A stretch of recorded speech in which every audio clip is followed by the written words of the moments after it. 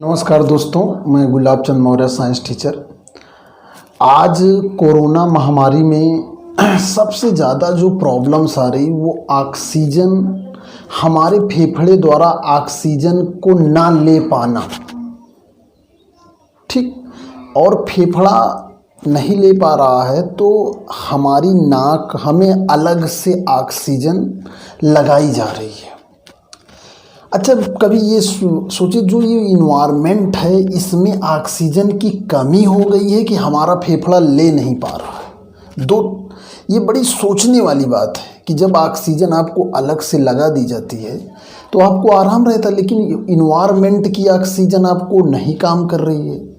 देखिए, मैं आपको बताऊं थोड़ा सा, ये ऑक्सीजन है, इस पे ऑक्सीजन और ये उसका सिंबल है, प्रतीक O, और ये O2 है, ऑक्सीजन गैस का सूत्र। इस पे हम चर्चा करेंगे। सबसे पहले ये समझ लेते हैं। देखिए, आज से 100-200 साल पहले जो साइंटिस्टों ने रिसर्च कर दिया कि इन्वायरमेंट में 78% नाइट्रोजन है और 21% ऑक्सीजन है। ध्यान दीजिएगा, ये तब के आंकड़े हैं जब विश्व की जनसंख्या 1 अरब भी नहीं थी। 2-4 करोड़ या 10 करोड़ या 50 करोड़ थी, पूरी विश्व की जनसंख्या बता रहे हैं। तब 21% थे। मुझे खुद 20 साल पढ़े हो गया है कि ये 21% ऑक्सीजन इन्वायरमेंट में उपस्थित है। मान लेते हैं 50 करोड़ या 1 अरब से जनसंख्या आज की डेट में लगभग 8-9 अरब जनसंख्या होगी। तो हुआ क्या कि ये 21% से ऑक्सीजन का लेवल घटा है। क्यों? क्योंकि इसकी मांग बढ़ गई है, पेड़ों की कटाई ज़्यादा हो गई, पेड़ काटे गए, यानी कि ऑक्सीजन का उत्पादन कम हुआ, लोगों की संख्या बढ़ी, अर्थात ऑक्सीजन की खपत ज़्यादा हो, लोगों को ऑक्सीजन की ज़्यादा ज़रूरत है। हमारा जो फेफड़ा है सही पर्याप्त रूप से काम तब करता है जब ये ऑक्सीजन इतनी प्रतिशत माहौल में हो। होता क्या है कि मान लेते हैं हम 100 अणु जो है वो सांस लेते हैं, अंदर लिए तो उसमें 78 या 80 अणु नाइट्रोजन के चले जाते हैं, उसे हमें निकालना पड़ता है।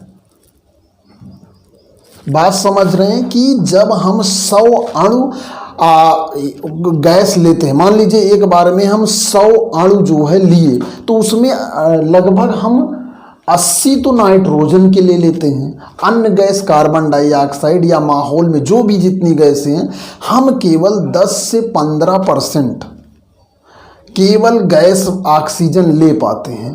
तो ये कोई ज़रूरी नहीं कि जो फेफड़े की सबसे छोटी इकाई होती है उसके पास ऑक्सीजन ही जाएगा। नाइट्रोजन गया, नाइट्रोजन एक्सेप्ट नहीं होता, जो 15% गया वो भी बाहर आ गया। इसीलिए देखिए, हम ज़्यादा देर दौड़ नहीं सकते हैं, उसमें भी ऑक्सीजन की ज़्यादा ज़रूरत होने लगती है, हम थक जाते हैं। तो बहरहाल हम आपको ये बताना चाहते हैं कि अब वो टाइम आने वाला है कि हर व्यक्ति को केमिस्ट्री जाननी पड़ेगी, यानी कि आपको केमिकल लेवल पर जानकारियाँ नहीं होंगी तो बड़ी समस्याएं आएंगी। पहले थोड़ा सा इसकी संरचना के बारे में जान लेते हैं हम। देखिए, आपको ये समझ में आया होगा कि जब हम 100 अणु लेते हैं तो उसमें 10 अणु हमें क्या कहते हैं, ऑक्सीजन के मिलते हैं। एक एवरेज बता रहा हूँ, लेकिन अगर आपको पाइप मुंह से शुद्ध ऑक्सीजन की लगा दिया जाए तो अगर आप 100 अणु ले रहे हैं तो पूरा 100 अणु आपके शरीर में जाता है। ये जो है माहौल की ऑक्सीजन, इन्वायरमेंट की ऑक्सीजन और जो ऑक्सीजन बाजारों में बिक रही उसमें ये अंतर है। देखिए, बनाने का प्रोसेस ये सब अलग चीज़ें हैं, ठीक है, प्रकृति अपने आप खुद इसको बनाती है। अब यहाँ पर ऑक्सीजन देखिए कैसे बनता है। ये ऑक्सीजन के एक ऑक्सीजन ये है भैया, ये ऑक्सीजन ये है।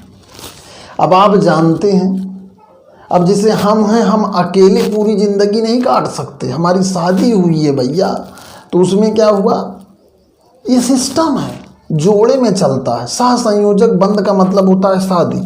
देखिए, ये इलेक्ट्रॉन इसके बाहरी कोश में जो है 6 इलेक्ट्रॉन होते हैं भैया, और इसके भी बाहरी कोश में 6 इलेक्ट्रॉन। ये इलेक्ट्रॉन का मतलब समझिए वो जात बिरादरी लेवल अमीरी गरीबी बराबर के रहते हैं तभी, यानी कि एक के जात में शादी और एक के लेन देन जब फिटम फिट होता तभी बंधन बनता है।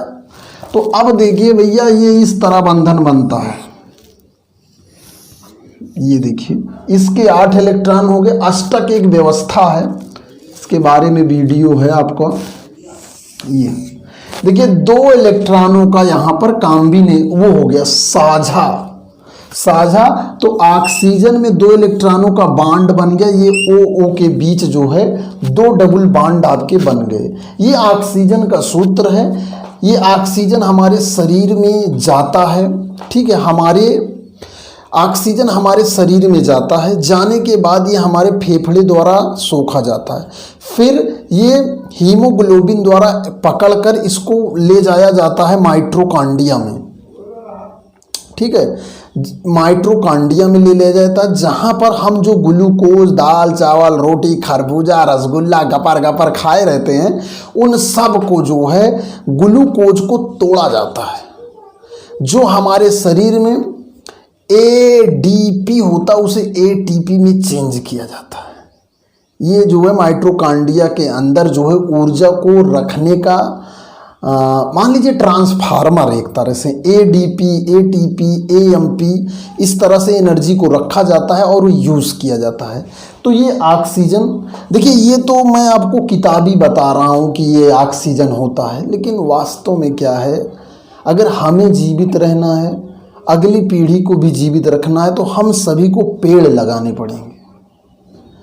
अब वो समय आ गया है कि आपके पास अगर घर बनवाने के लिए आपने 1 बिस्सा खरीदा है तो आधे बिस्से में घर बनवाइए, आधे बिस्से में 1-2 नीम का पेड़ लगाइए। कम से कम अपनी ऑक्सीजन, आज ये हाल है तो मुझे लगता है 10-20 साल में तो ऑक्सीजन की ही लड़ाई शुरू हो जाएगी। अभी तक तो पानी की लड़ाई चल रही थी और ऑक्सीजन की लड़ाई चल रही है। और अगर मान लीजिए कोई पेड़ ऑक्सीजन देगा तो उसके आसपास वालों को पहले उपलब्ध होगी। ऐसा नहीं है कि आपका जहाँ पेड़ है वहाँ पर ऑक्सीजन निकलेगी तो 100 किलोमीटर दूर चली जाएगी। तो सभी को पेड़, मैं ये नहीं कहता अगर आपके पास इतनी ज़मीन हो कि 1 पेड़ लगा सकें तो शायद 10-20 लोगों को ऑक्सीजन मिल सकती है। नहीं तो आने वाला वक्त क्या होगा, इसी तरह पट्ट पट्ट सब मर जाएंगे, चट्ट चट्ट मर जाएंगे, कुछ पता नहीं चलेगा। तो ये ऑक्सीजन के बारे में था, थोड़ा सा ब्रीफ मैंने बताया कि ऑक्सीजन जो है आपका कैसे, ये इन्वायरमेंट में ऑक्सीजन हमारा फेफड़ा नहीं ले पा रहा है और वो शुद्ध गैस को लेता है तो एक्सेप्ट करता है। आशा करता हूँ कि ये जो है थोड़ी सी फंडामेंटल जानकारी आपको ऑक्सीजन के बारे में समझ में आएगी। इस वीडियो में इतना ही। मैं गुलाब चंद मौर्य, साइंस टीचर, धन्यवाद। वो क्या निकलो ना बेनकाब